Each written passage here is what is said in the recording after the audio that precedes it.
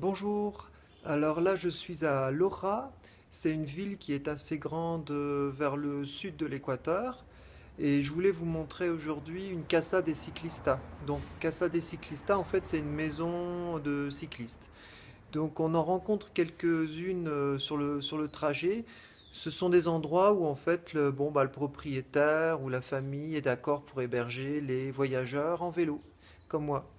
Donc je vais vous faire montrer un petit peu à quoi ça ressemble, mais il faut savoir que chaque Casa de Ciclista est différente et celle-ci est vraiment agréable donc je voulais vous la montrer.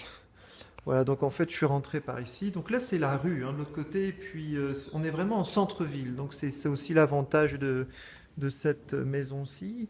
Et donc là je vais avancer un petit peu dans le... Donc comme vous le voyez, il y a toujours beaucoup de construction, réparation, mais ça c'est assez courant.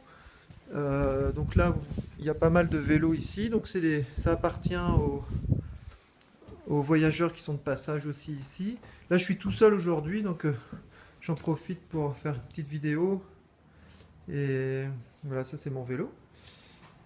Là, par exemple, il y a une grande pièce bon, qui est pas encore vraiment utilisée.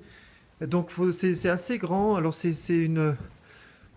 encore un débarras ici. Donc là il y a les toilettes où je vais. Euh, c'est une maison familiale. Donc il y a les grands-parents, les parents, les enfants qui habitent ici, euh, qu'ils possèdent depuis probablement longtemps.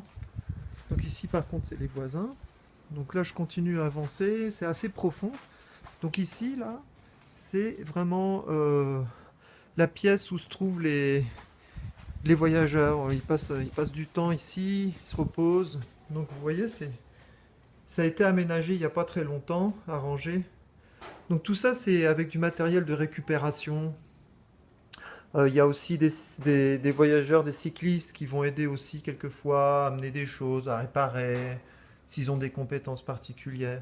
Donc là-bas, c'est l'endroit où en fait on dort, on met sa tente ou son matelas. Voilà. C'est réussi, hein, c'est bien réussi. Et donc là, je continue, donc je m'enfonce encore à l'intérieur, et là, on arrive dans la partie plutôt privée. Donc ici, c'est la famille qui habite ici. Donc là, il y a des petits chiens, des chats. Le jardin est joli. Et ici, on a un escalier qui mène en fait à l'endroit où Pablo, qui est vraiment la personne référente, quoi, l'un des fils de ceux qui habitent ici, organise en fait l'arrivée des voyageurs et leur permet de rester ici un certain temps. Il y en a qui restent très longtemps d'ailleurs. Donc Pablo habite là-haut, et puis là sa famille habite en face ici. Donc il y a encore de la construction en haut.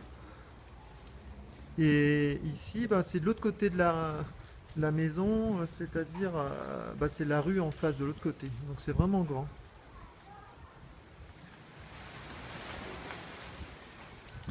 Voilà, c'était pour vous montrer un peu à quoi ça peut ressembler une casa des ciclistas.